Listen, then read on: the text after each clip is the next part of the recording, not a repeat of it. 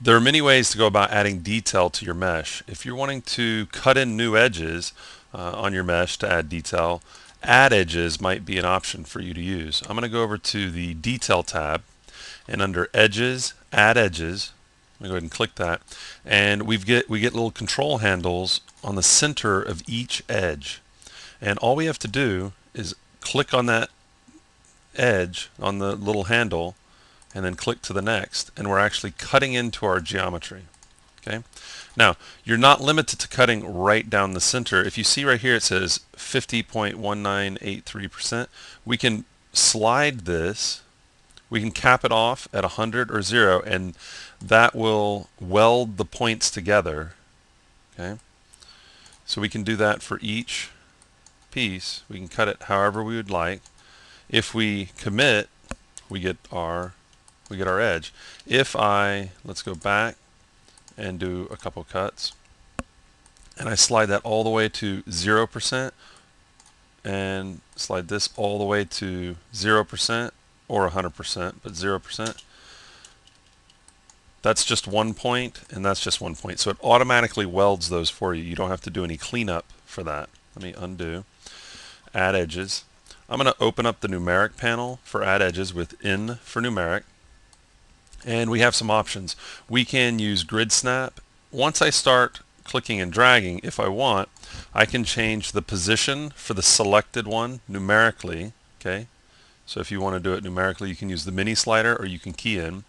You can change the distance from start and the distance from end. Okay, we can turn on grid snap, and we can use, if we turn on grid snap, we can set up a distance there.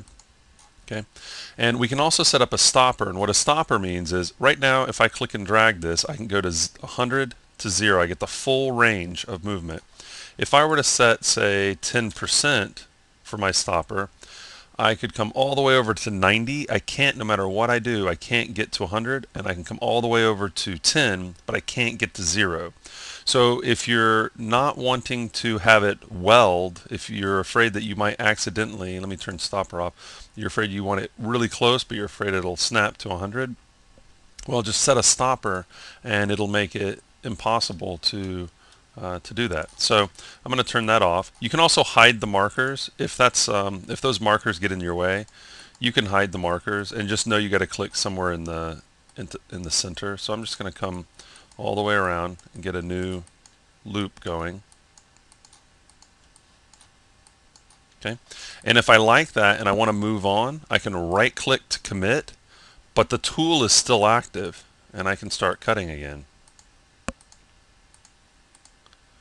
Right click to commit, and I can start cutting again.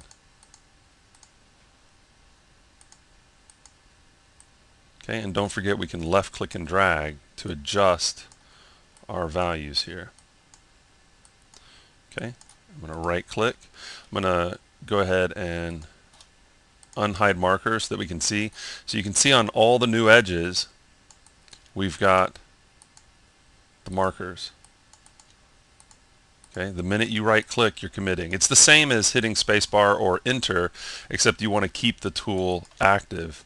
So you just right click, and we can just draw the edges anywhere we'd like. Okay, so that's just a quick look at Add Edges. It's an easy way to go about cutting in detail and placing it exactly where you want. Unlike using, say, Connect, which cuts right down the center, Bandsaw Pro, and Cut, you can determine where it's going to slice through, but the entire loop, you can't change it up like this. So you have far more control with this, and you just click and drag and cut where you'd like. Add Edges under the Detail tab under the Edges submenu.